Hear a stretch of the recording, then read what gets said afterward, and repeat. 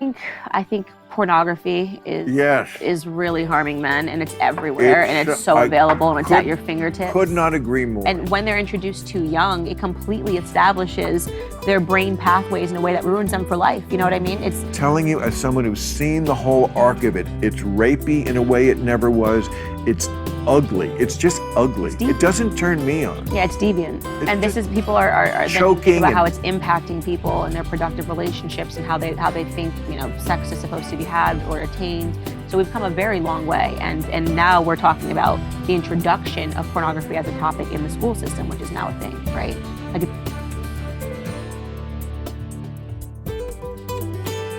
Normalizing pornography. I learned actively in school that you should watch porn, it's super healthy.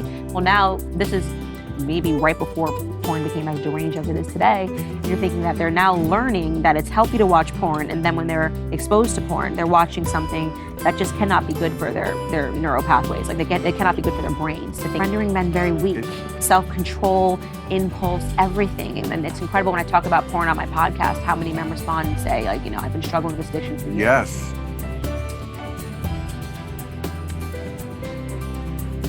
I want help.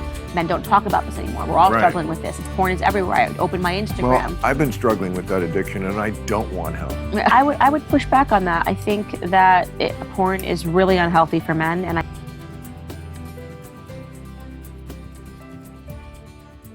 This is a perfectly emblematic of why men are just lost. I mean, if you can't even be a sleazebag right, you can't even fucking, I mean, we've given up on like having a healthy relationship, or even the kind of life I've led where like I've had healthy relationships but never got married. Okay, I'm not a crazy person and I'm not an unfeeling person, and everything is very real. We've given up on all that, and now we're just like, to degrees of how you're going to like be a John, and you pick, I don't even actually get laid.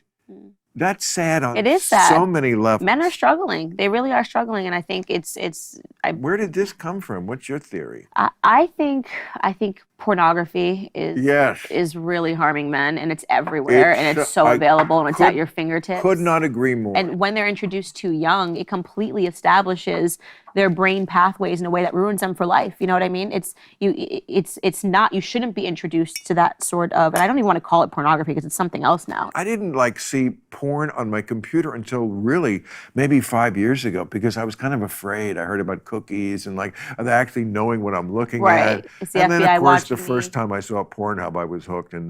But like magazines was like always the way it was, and I saw them. There was a big controversy in the 70s when Hugh Hefner had to decide whether he wanted to show pubic hair. They had no pubic hair. Wow. You did not see and this is when they had pubic hair.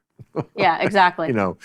He had to decide between that and the American car companies' accounts, which was big, because advertising was a big part of where you made your money in magazines. And Ford and General Motors were not going to advertise in a place that showed pubic hair. Right. And then I'm sure they did, probably in the ad. Probably. Okay, yeah. so then I remember Penthouse comes along. I mean, it was basically stills from porn movies. What decade?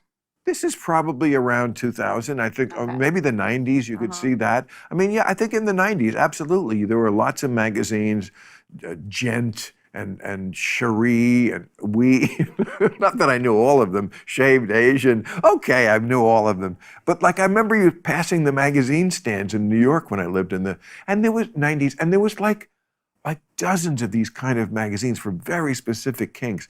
So it was moving toward that direction.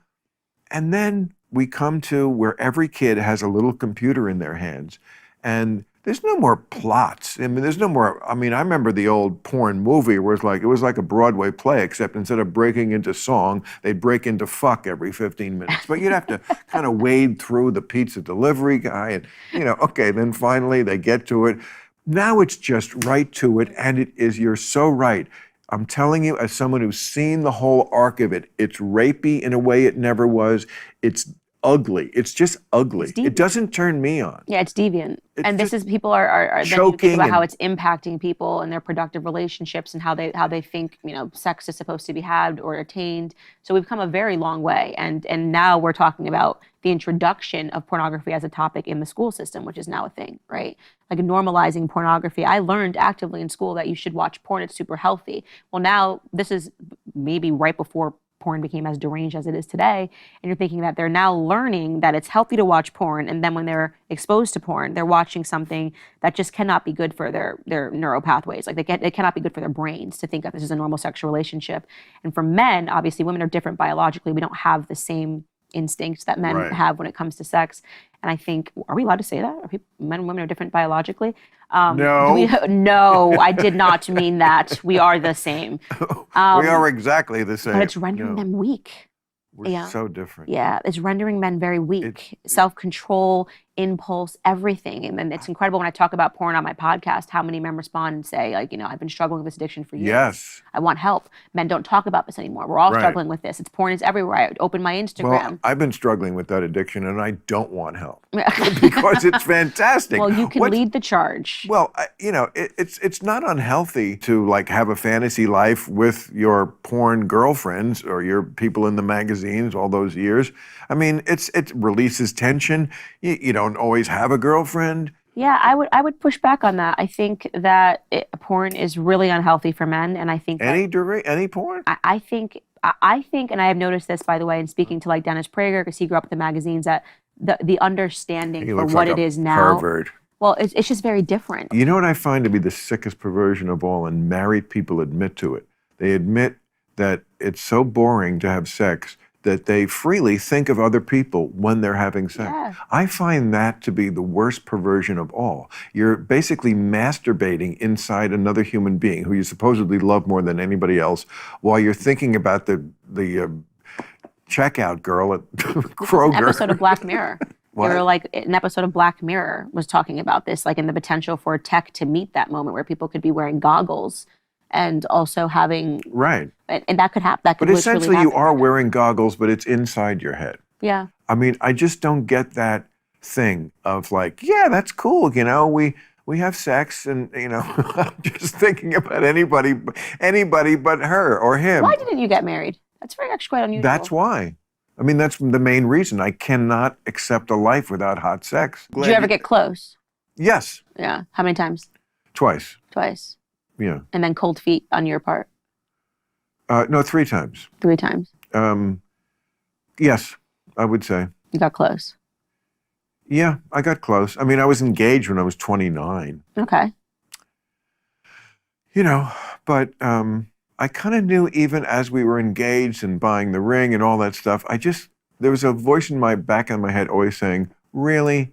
You're just going to fuck this one person forever? So it was about the sex. Yeah, I told you. Yeah. I think that does show that pornography and sex is something that is not a good thing. You may be right. Yeah. You may be right. It prevented you from unlocking this thing. And you're right. That Black focus, you could be this whole right. other side of your life that's so beautiful, wonderful that you never get to.